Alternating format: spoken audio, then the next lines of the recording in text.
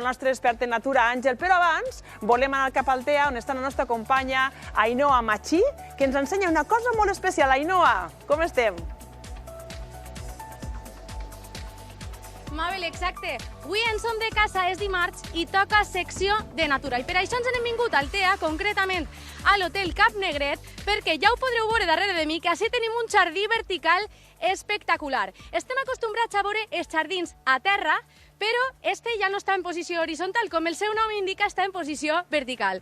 I per això tenim així a Laura, per a que ens conte un poc més, perquè és un jardí vertical de 80 metres quadrats. ¿Per qué decidiríeu instal·lar-lo? Pues mira, Ainhoa, se construyó en el año 2016, en sus principios, en esa pared no había absolutamente nada, y como el Hotel Cap Negret es un hotel ciclista, pusieron una lona.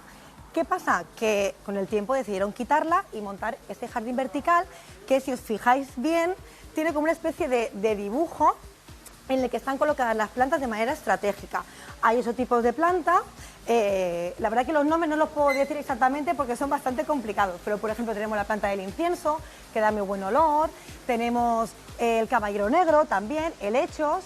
Però no és l'únic jardí vertical que hi ha així a l'hotel, perquè avui així tenim un jardí interior, un jardí que, com podreu veure, té una cascada, té un estany, que té peixos. I conta'ns, Laura, què vos aporta este jardí a l'hotel?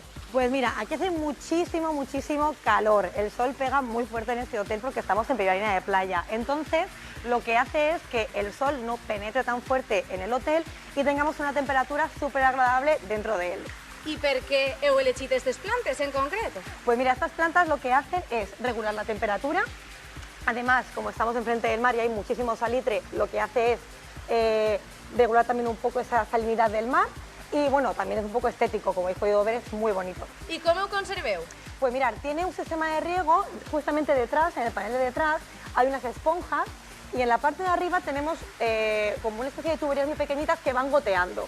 ¿Qué pasa? Una vez que llegan abajo, vuelven a un canal, se llena de nutrientes y vuelve a hacer el circuito circular.